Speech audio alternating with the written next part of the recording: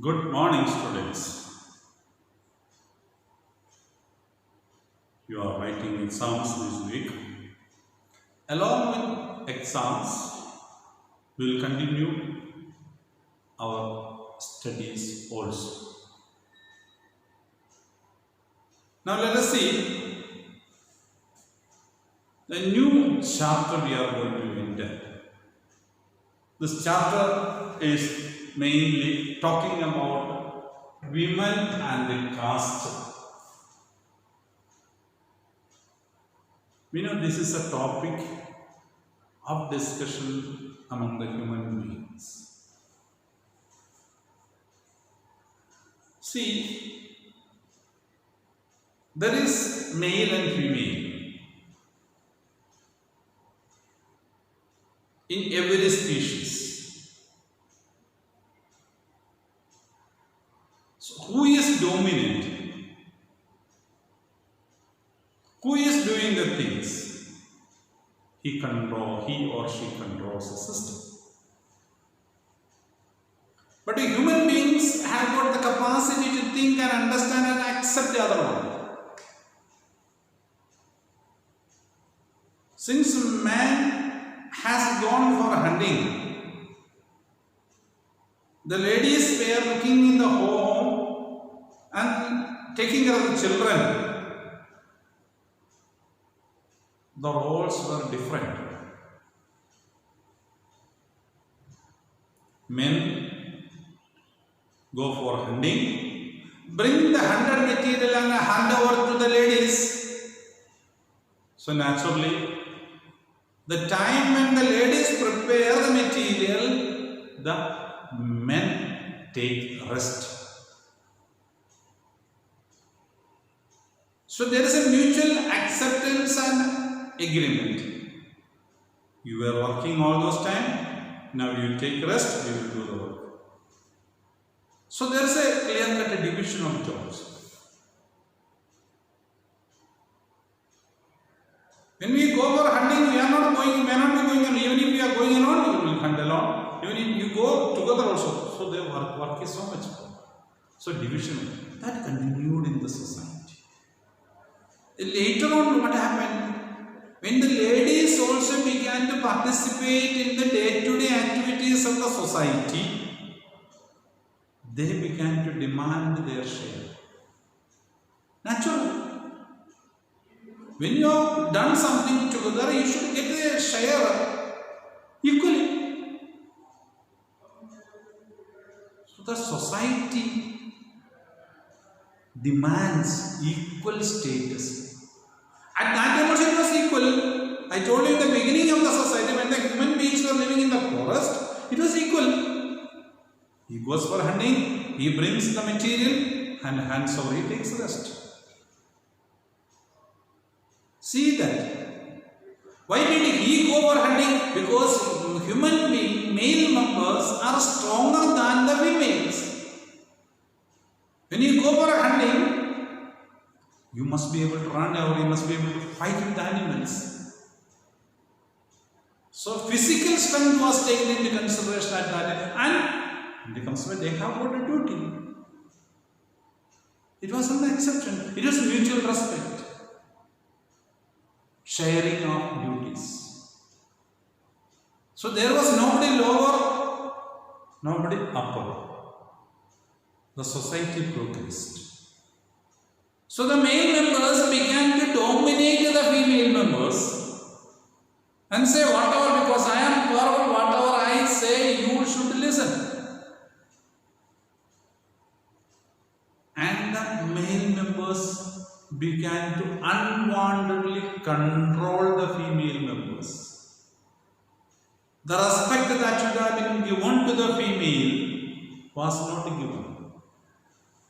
If I am physically very strong, it is my responsibility to consider other human beings or other living beings to survive in the earth. Otherwise, what will happen? Everything will be destroyed. Now, you know, if male human beings in the present day world enter into the forest and destroy everything, what will happen? Other creatures cannot survive. then we will have problems. That is why government has made forest reserve. Nobody should enter and disturb the areas where they live. So a mutual respect is needed. So male and female also is like that. Your area of work, you will cooperate in work. So in ancient period, it was then later on, some time of the society, the male domination has taken place. That male domination is what we are discussing here mainly about the 18th, 17th centuries. Very less children were in the schools, and the education system itself was very less. Children were not permitted to go to schools. Society was divided into rich and poor, so many other divisions. So some children only got permission to get education. We are not considering school, get education. Formal education means recordical education. It's a formal where you have passed this examination, certificates. That's a formal education. Informal, you may be highly literate and you may be able to read, write novels and all those things, or do any scientific activities. But in formal degree is something different. That's a formal education.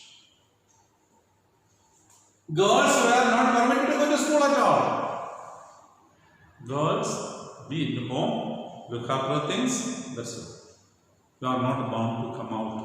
You are not bound to do anything else other than big household activities.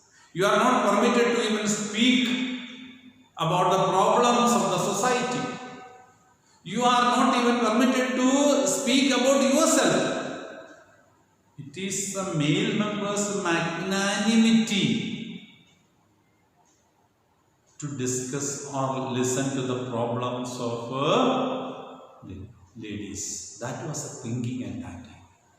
But it is not a magnanimity of male members to discuss and listen to the problems of it is a responsibility. Because mutual respect should be. Both are equal in their area of work, sphere of work. That is what we must understand. Child marriages were more prevalent. That in child marriages were there. So it was also there. So in Indian system it was considered a girl, child is born. She is under the control of father till she is married. After marriage, she is under the control of the husband. And after the death of the husband, she is under the control of the son.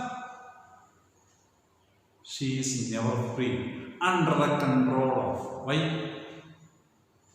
Is she not having equal right? Is she not having the power to think on herself? She is having. The society has to accept that. As I told you, a strong person should be ready to listen to others.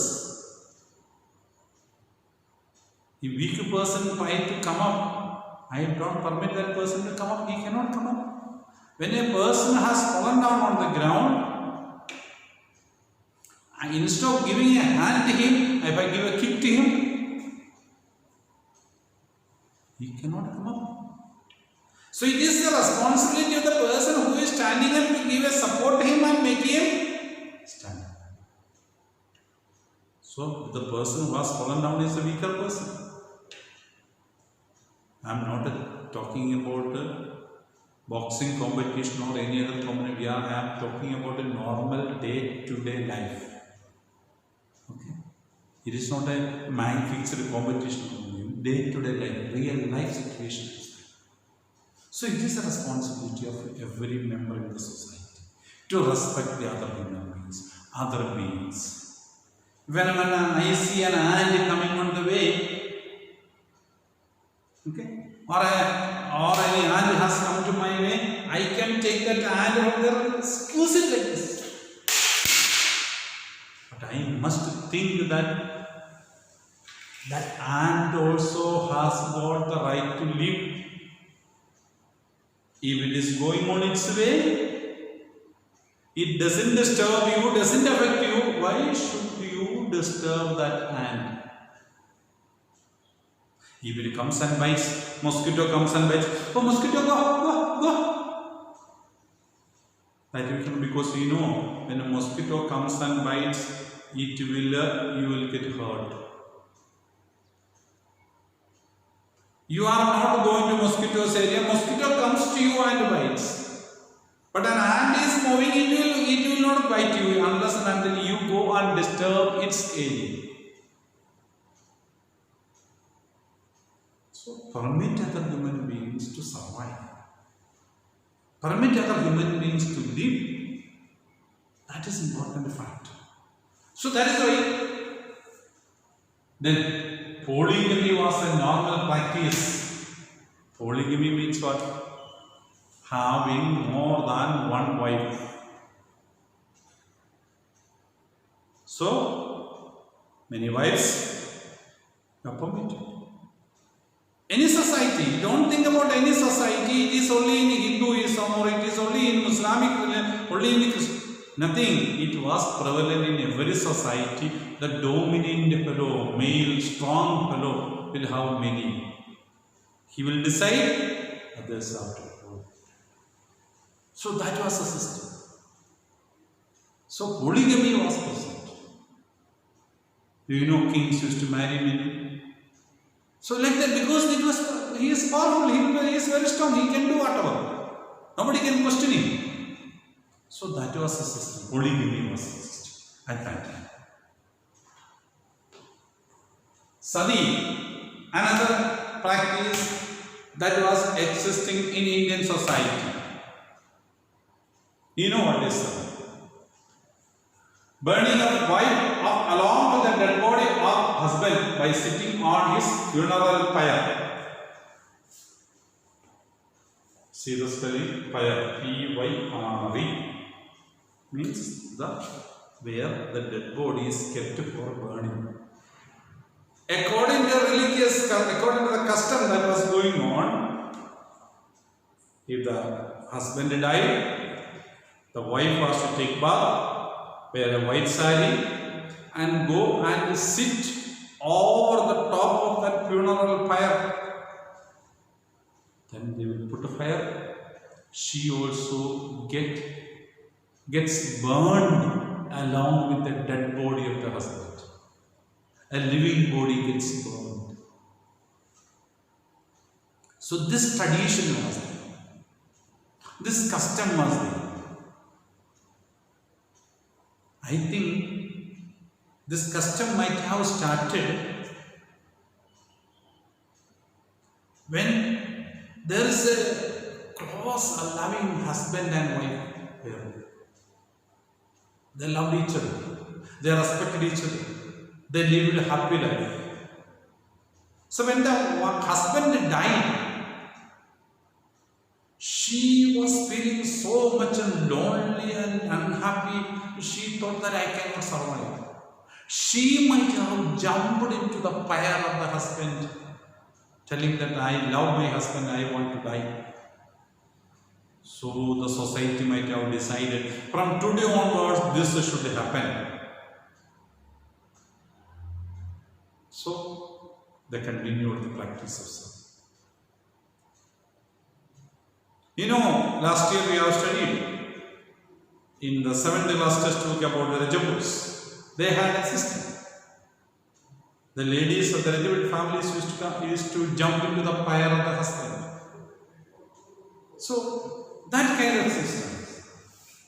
So this was a sati.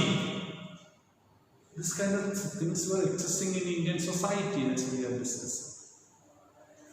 No property for girl child. When property is divided, nothing will be given to her. She might be given something during the marriage time.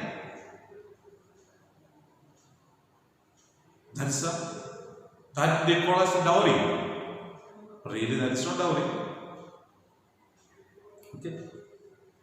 Dowry is illegal donation. Whatever the father is having, when he gives the share of his property to his daughter, not son-in-law, daughter,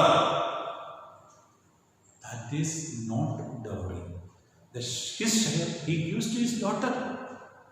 Daughter is equally eligible to get the share of the father along with the sons or son, whatever it is. So, when the proper equal share is given to her, not to the son-in-law or father-in-law or other members of the in-laws, then it becomes a dowry. You are giving your share to your daughter. That is not a dowry. When you legally accepted way, you give your share to your daughter. But the in-laws are not bound to ask the property. It is a responsibility of the father to give.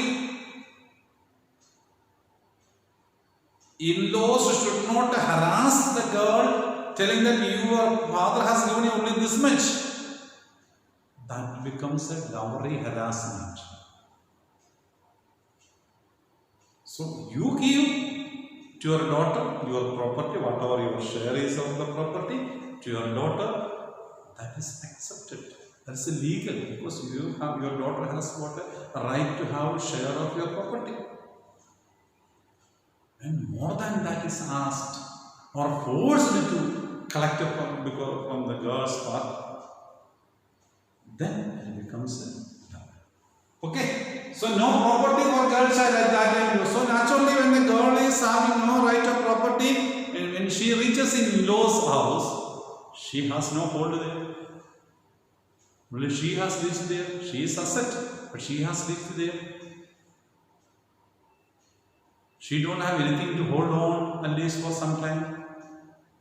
So this was a problem at that time. No property for girl child. No to education. They were not sent for education. Why? There was a superstitious belief created by somebody.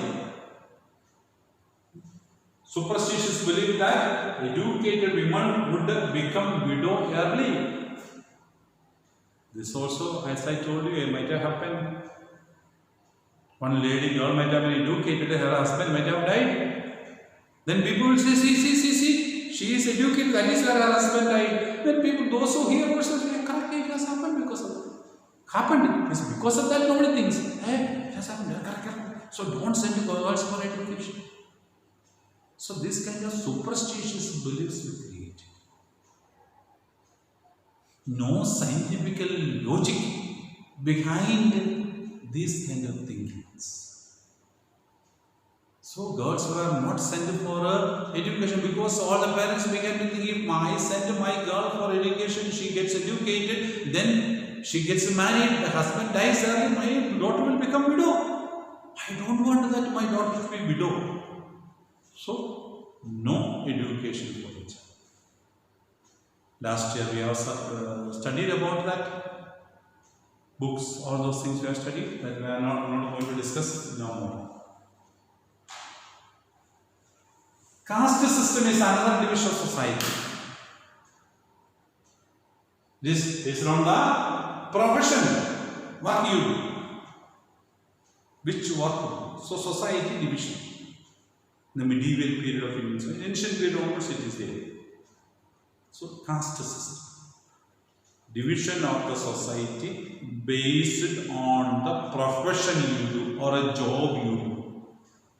So what was that? How they were divided? That's what we see there. But no chance of changing the caste. Once you be in something, you have no chance to change. Now it is chances are there. If somebody is joining in anywhere as a class for employee, he can study and he can go up, reach at the top of that institution. If he studies, chances are there. That's a present situation. At that time, whatever you do, however you do, whatever it is, belong to that caste of that family, no chance of getting out of that caste. If my father is a farmer, I have to be a farmer. No chance of getting out of the farmer's job and become a teacher. No chance. Now it is possible. At that time it was not. It is profession. And it was stamped on the head of everybody. You are this caste. But no change of the caste. It became hereditary. Hereditary means from father to son or a daughter goes on. No chance of change. The seed will continue to anybody who is born in that family. You will be called a Brahmin, you will be called a Vaishya, Shudra, like that. It is sealed. No chance of moving. That's it. Upper caste did not permit other caste to come up. So the positions and the power, they have seen that they don't come up to the top level. They don't compete with us. So they have controlled absolutely the lower caste. Now anybody can go to the system of education. Now presently, all the children are permitted to go to any school. Equal right to education is. You study very well, you get higher admissions, higher education, and you become the top of the system. Because your ability, your hard work will bring the result. It is your hard work, and it is not that you born in which family. That will affect your educational facilities maybe. If you are from a poor family, you may find it little more struggling you have to do because of the financial problems. But if you are more intelligent, you are ready to work hard, you will come up. Because governmental policies, governmental facilities are there for free education going on. So now presently that is possible. That is a present society. So, the caste, Brahmins, they have a complete authority on education and knowledge. Nobody else had. Nobody else had the right to read, write, anything. They decided that it's their right. And they decided. Because they were very top in everything. So they decided. Kshatriyas, it is their authority and strength. They are very strong. It is said they are from the hands of the Brahma. So they are very strong. They are bound to be the rulers and fighters. Fighting and ruling too. They were very strong. Okay. Then comes the Vaishyas. They depended on a trade, art, craft and agriculture. All those group of people, they were called Vaishyas. Shudras, persons who were needed only to do the work. This group do most work which pollutes, so we can say cleaners of the waste. They were the persons who were cleaning, so the lowest class. Most of the time they will be naturally dirty because they are doing the cleaning work.